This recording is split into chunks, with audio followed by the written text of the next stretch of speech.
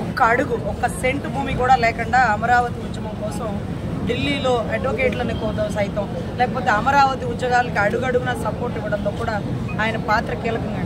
ఈరోజు ఒక కాయిన్లో ఉద్యమం, ఒక కాయిన్లో ఆయన సహాయం, ఈ రెండింటితో కలిసి అమరావతి ఉద్యమం ముందుకు వెళ్ళిందండి.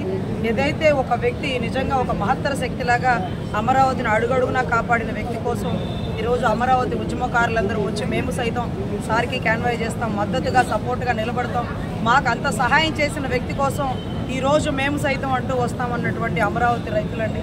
నిజంగా ఆడబిడ్డల మీద వేసినటువంటి కేసులు, ఏ రోజు ఇంట్లోంచి బయటికి రాని ఆడబిడ్డల్ని ఈరోజు బజార్లో పెట్టి కొట్టి పోలీసులతో అడుగడుగున వెంపర్లాడి అదే అమరావతి నుంచి కృష్ణానది వాటి కనీసం కనకదుర్గమ్మ గుడికి కూడా రానివ్వకుండా వాళ్ళని ఇబ్బంది పెట్టిన తరుణం మేము చూసామండి.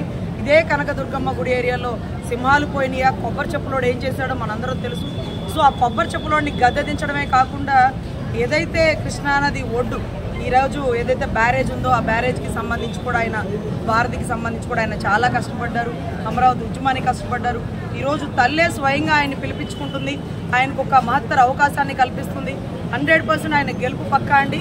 కానీ భారీ మెజారిటీతో గెలవాలి, అదే రకంగా ఈ ఏరియాని గొప్పగా డెవలప్ చేయాలి. కొండ పరిసర ప్రాంతాలు, అదే రకంగా కృష్ణానదికి సంబంధించి కూడా కొంత ఐలాండ్ ప్రాజెక్ట్ కానీ, భవానీ ఐలాండ్స్ కానీ, ఇవంతా కూడా గాంధీ హిల్స్ కానీ ఇవంతా టూరిజంగా బాగా డెవలప్ చేయాలి. కొండ పరిసర ప్రాంతాల వాళ్ళకి ఏదైతే గతంలో ఎన్టీ రామారావు గారు ఉన్నప్పుడు ఇచ్చినటువంటి పట్టాలు తప్ప వాళ్ళకి ఎంత సెక్యూరిటీ లేదట. అదే రకంగా రైల్వే ట్రాక్కి అవతల వైపు ఉండే భూములు చాలామంది ఆక్రమించేశారంటున్నారు.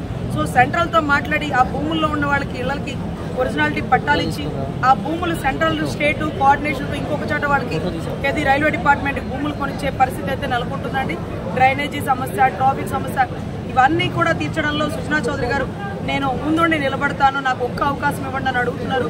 ఒక దరిద్రుడికి ఒక్క అవకాశం మనం ఇచ్చి ఈరోజు రాష్ట్రాన్ని కుంపట్లో పడేసాం. ఇలాంటి మంచి వ్యక్తికి అవకాశం ఇచ్చి మళ్ళీ అదే అమరావతిని డెవలప్ చేసుకునే అవకాశాన్ని మనం కలిగి ఉండాలని కోరుకుంటున్నాం. సుజనా చౌదరి గారు ఇక్కడ ఎమ్మెల్యేగా నిల్చున్నారండి. ఇక్కడ మరి ఆయన్ని మేము గెలిపించాలని చెప్పేసి అమరావతి రైతుల సపోర్ట్ ఎప్పుడు ఆయనకు ఉంటుంది. మాకు సుజనా చౌదరి గారు అమరావతికి ఎంతో చేశారు. మేము ఢిల్లీ వెళ్ళినప్పుడు కానీ, మేము కోర్టులో సుప్రీంకోర్టుకి వేసినప్పుడు కానీ, ఇక్కడ హైకోర్టులో మేము వేసినప్పుడు కూడా లాయర్లను ఢిల్లీ నుంచి పంపించడం కానీ మాకు అమరావతికి ఎంతో హెల్ప్ చేశారండి సుజనా చౌదరి గారు. వాళ్ళ అమరావతి నిలబడుతుంది అంటే దానికి కారణం సుజనా చౌదరి గారు కూడా ఉన్నారు అందులో. కాబట్టి వాళ్ళ సుజనా చౌదరి గారికి మేము ఈ క్యాంపెయిన్ చేయాలని వచ్చాము. మరి ఇక్కడ ఆయన గెలవాలని మనస్ఫూర్తిగా మంచి మెజార్టీతో గెలవాలని అమరావతి రైతులు అందరం వచ్చామండి. ఇవాళ అమరావతి అంతా అడిగంటిపోయి నాశనం అయిపోతున్న ఆంధ్రప్రదేశ్ని ఏ రకంగా చేయాలో ఆ రకంగా చేశారు.